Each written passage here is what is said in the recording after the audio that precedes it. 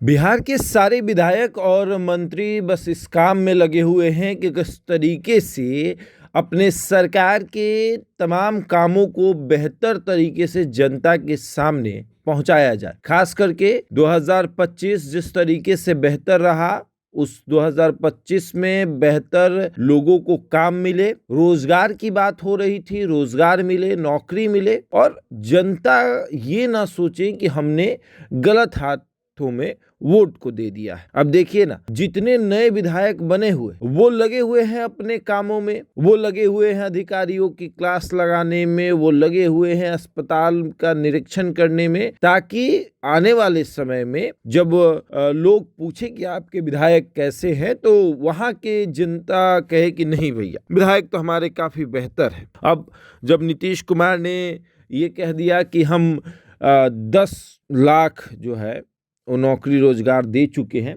अब 1 करोड़ की बारी है। 1 करोड़ युवाओं को नौकरी और रोजगार देने की बारी है।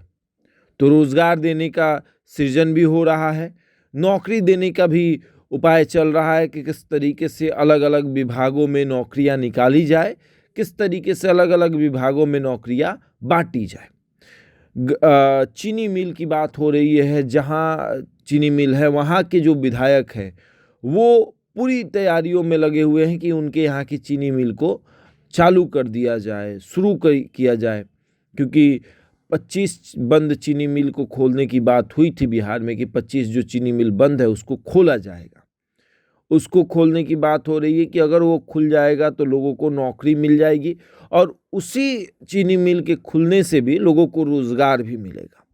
मरीन ड्राइव के जो सड़क किनारे जो दुकानें सस्ती थी, अब उसको वेंडर के रूप में दुकानों को दे दिया गया, तो एक रोजगार वहाँ भी सृजन किया गया कि वहाँ भी लोग जो है वो रोजगार लगाएंगे। सड़क किनारे जो अपना ठेला लगाकर बेचते थे उसमें दिक्कत था कि डिस्टरबेंस बहुत होती थी, तो अब एक बेहतर ढंग से दुकान सजाकर नगर निगम की तरफ से दे दी गई है।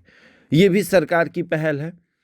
तो सरकार अब लगी हुई है कि किस तरीके से नौकरी दी जाए, रोजगार दिया जाए और 1 करोड़ का जो वादा है 5 सालों में उसे पूरा किया जाए। तो 1 करोड़ अगर 5 सालों में देना है नौकरी और रोजगार, तो हर साल 20 लाख युवाओं को नौकरी और रोजगार देना पड़ेगा।